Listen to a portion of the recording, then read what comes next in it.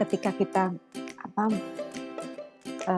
mendengar kata membacakan nyaring kepada anak-anak, pada dasarnya itu merupakan kegiatan yang sama pentingnya dengan kita berbicara kepada anak-anak.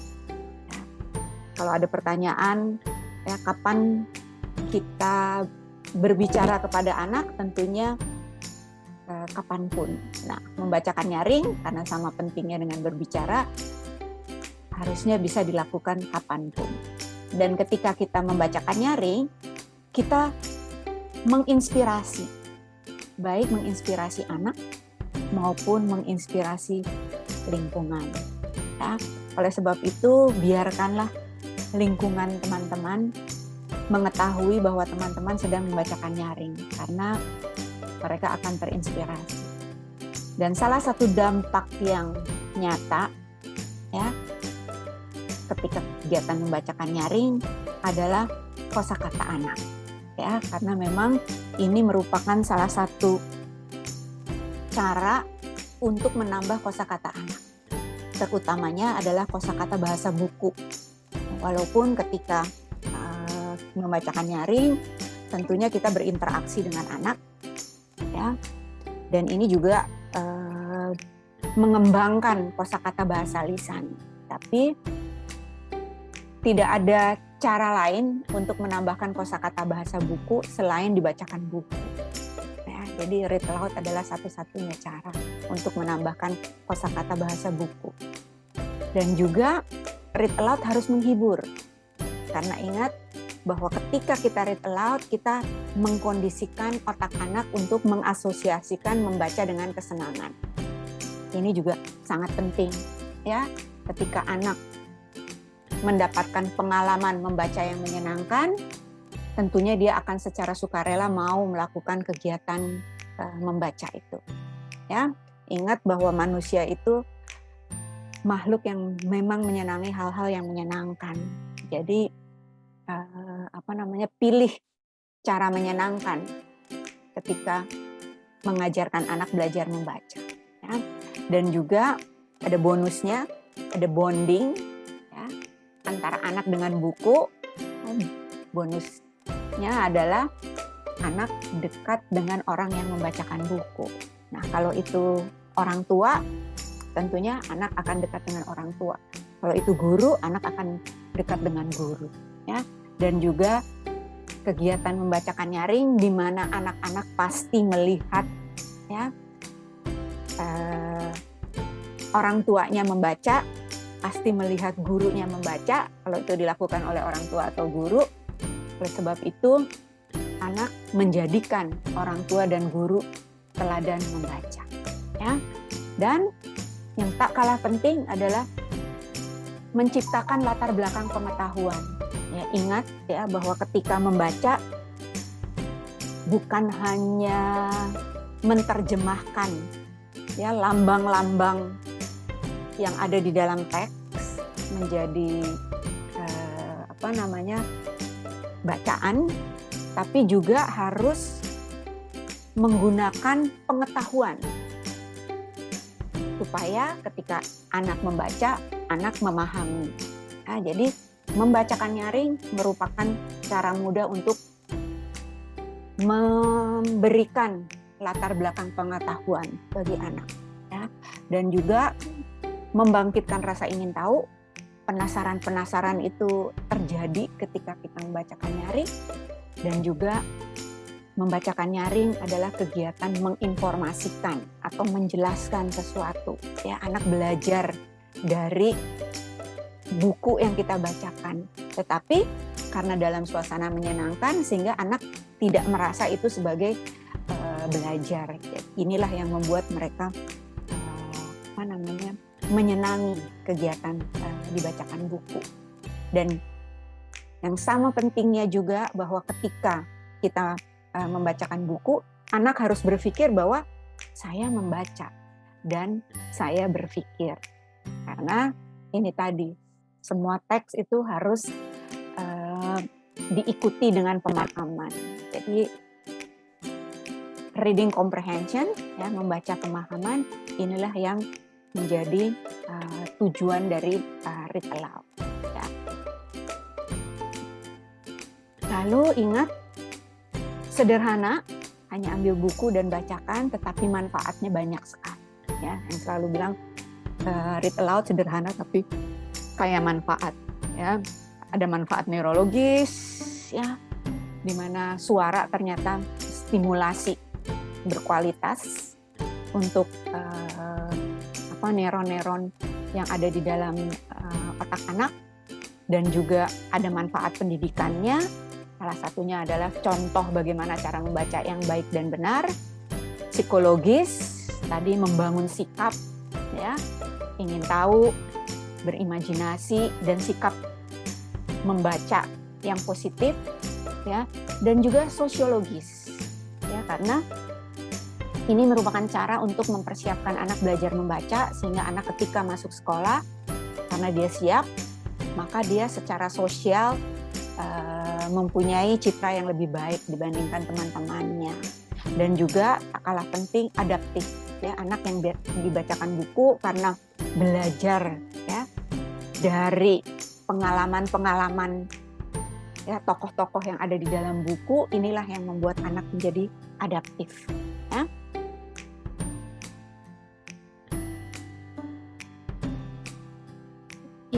Hari ini saya pilih cerita Gelang untuk Ibu, di mana penulis dan ilustratornya adalah Rafika Ika Indrayati. Dan temanya sendiri adalah tentang family and friendship, dan ini diperuntukkan untuk level 2. Kemudian untuk genre sendiri adalah fiksi. Dan di dalam cerita ini ada 2 tokoh, yaitu Bunda dan Saras. Kemudian selanjutnya untuk setting tempat ada di dalam kamar, di ruang tamu, sama di dapur. Dan latar waktunya adalah pagi hari. Oke, selamat pagi semuanya. Bagaimana kabarnya hari ini? Wah, alhamdulillah kalau semuanya baik-baik saja. Sekarang sudah memasuki bulan Desember nih. Kalau di bulan Desember itu ada hari spesial di tanggal 21 Desember, yaitu Hari Ibu. Siapa di sini yang sayang sama ibunya? Wah, keren. Semuanya sayang sama ibunya ya. Kalau sayang, kira-kira Hari Ibu enaknya kita memberikan hadiah atau enggak ya? Oh iya, kita memberikan hadiah supaya nanti ibu merasa senang hatinya, sama seperti cerita yang akan kakak bawakan, yaitu Gelang untuk Bunda. Nah, cerita ini diambil dari Let's Read Indonesia dengan pengarang Rafika Ika. Langsung saja ya kita baca ceritanya. Wah, lihat, keren. Besok hari ulang tahun Bunda. Saras ingin memberikan gelang istimewa sebagai hadiah. Saras ingat, dia memiliki 3 kotak manik-manik. 3 kotak manik-manik. Manik-manik itu apa sih? Kira-kira siapa yang bisa menebak? Iya, betul. Kotak-kotak manik-manik itu bentuknya ada yang seperti mutiara dan macam-macam. Hebat semuanya. Oke, kita lanjutkan ya ceritanya. Tapi di mana dia menyimpan kotak manik-manik itu ya? Saras lupa. Siapa yang mau membantu Saras mencari kotak manik-manik? Mau ya? Yuk kita bantuin Saras mencari kotak maniknya ya.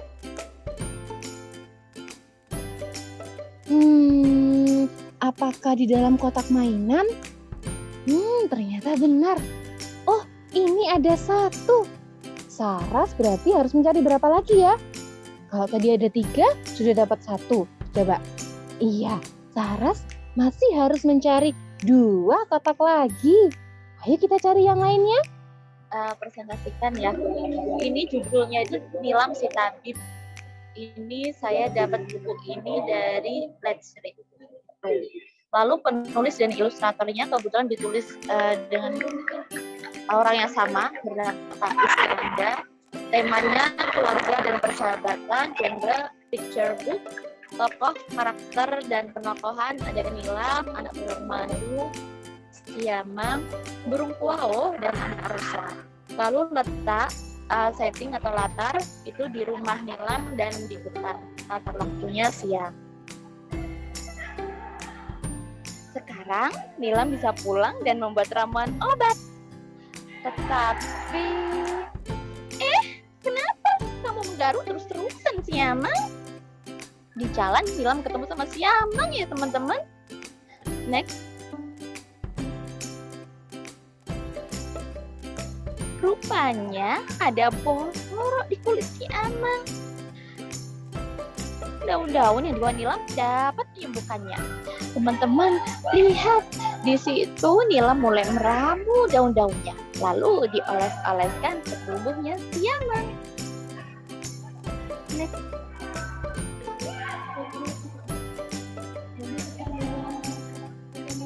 Nah, sekarang siamangnya sudah happy ya. Sudah bisa tertawa. Sepertinya sudah sembuh dari boroknya. Jangan digaruk lagi ya. Pesan Nilam kepada siamang. Ini kajian teks sederhananya saya ambil dari buku dengan judul Aku Mau Puasa Juga. Penulisnya adalah Kak Baby Haryanti Dewi dan ilustratornya Kak Ade Prihatna. Tema buku ini adalah spiritual. Dia mengajarkan tentang dasar-dasar ibadah sebagai seorang muslim dan genrenya ini adalah Islami. Tokoh dalam cerita ini genrenya bukan Islami, tetapi genrenya adalah fiksi realistis. Jadi memang secara tema emang religi, tetapi ini kan ceritanya tokohnya kan seorang anak ya. Iya. Ada anak, ada ibu, ada bapak. Kemudian dia bertindak seperti pembaca sasaran. Nah, memang khayalan, tetapi mungkin terjadi. Makanya fiksi realistis. Oh iya, terima kasih Bu. Oke, genrenya diganti jadi fiksi realistis. Dengan tokoh utamanya bernama Sali. Dan tokoh lainnya ada ayah, ibu, Kak Saliha, dan Kumi atau si kucing. Latar atau tempat kejadiannya ada di kamar, di dapur, dan di ruang makan. Sedangkan latar waktunya ada di waktu siang, waktu sahur, dan waktu maghrib. Saat makan sahur tiba, Sali ikut makan bersama di meja makan. Tapi Sali malah tertidur karena dia masih mengantuk. Ya, karena Sali belum terbiasa untuk bangun pagi. Tapi akhirnya dia mau belajar puasa. Sampai akhirnya ketika azan maghrib tiba, Sali buka puasa bersama keluarga. Sali sangat senang akhirnya bisa makan bersama keluarga. Selamat siang semuanya. Di sini saya akan mempresentasikan judul cerita yang saya ambil dari Let's Read dengan judul Di Mana Bonta. Penulis dan ilustratornya ada dari Lily Young. Untuk temanya adalah Fanny level 1 dengan genre fiksi. Lalu tokoh dan penokohan Panca itu anaknya seperti kayak manja gitu ya. Untuk ibunya baik hati. Letak atau setting latarnya di rumah di sini belum saya jelas. Sebelum saya tulis juga untuk di rumah ini di tempat tidur, di ruang tamu, di ruang keluarga juga. Lalu latar waktunya siang hari. Apakah itu Bonta? Bentuknya sama. Bonta mencari kemana-mana, tapi Panca mencari kemana-mana, tapi belum juga menemukan Bonta. Lalu di mana lagi ya Panca menemukan Bonta?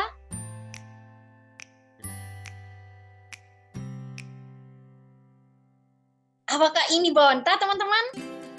Bukan, ini bukan Bonta, tapi ini adalah sayur yang ada di dalam kantongan.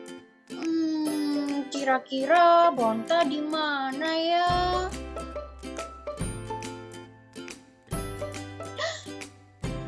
Bunda. Wah, teman-teman, berteriak ke arah jemuran Bunda. Kira-kira ada apa ya di sana? Yuk, kita simak lagi. Wah, ternyata si Panca menemukan Bonta bersama Bunda. Bunda sedang menjemur Bonta.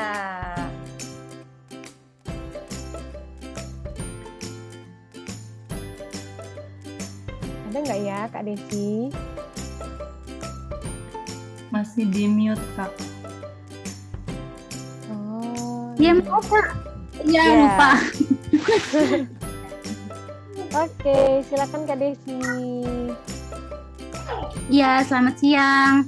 Di sini judul bukunya Sehari Tanpa Ibu.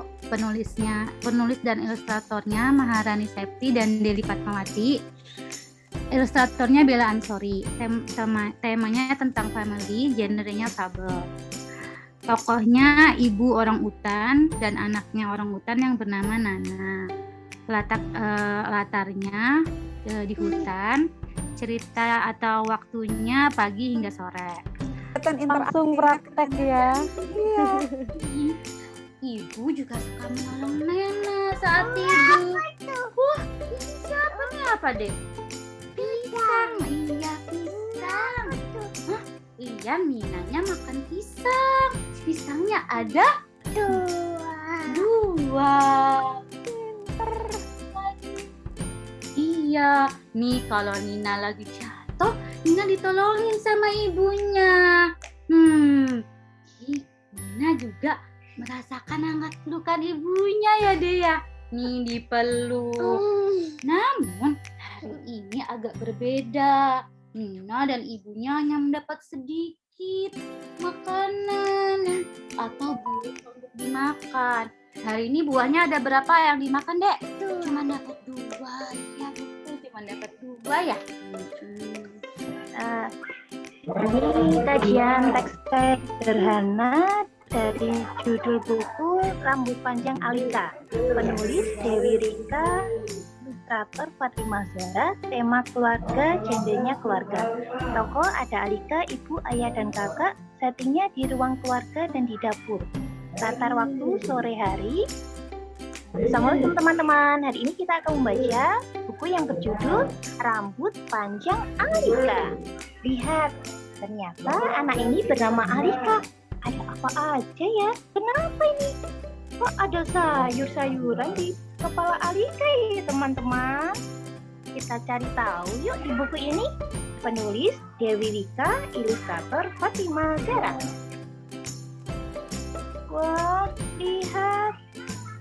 Sepertinya Alika sedang bersembunyi dan mukanya kenapa ini? Takut dan sedih ya. Kenapa ya teman-teman? Alika menyukai rambut pendek itu ketika masih muda. Rambut Alika panjang, dia sedang bermain dan dia sedang melihat foto-foto keluarga. Lihat.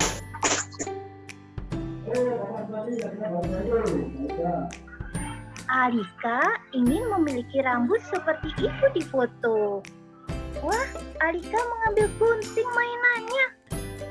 Dia mengambil di mana teman-teman guntingnya? Di sini. Oh iya, betul, di atas lemari.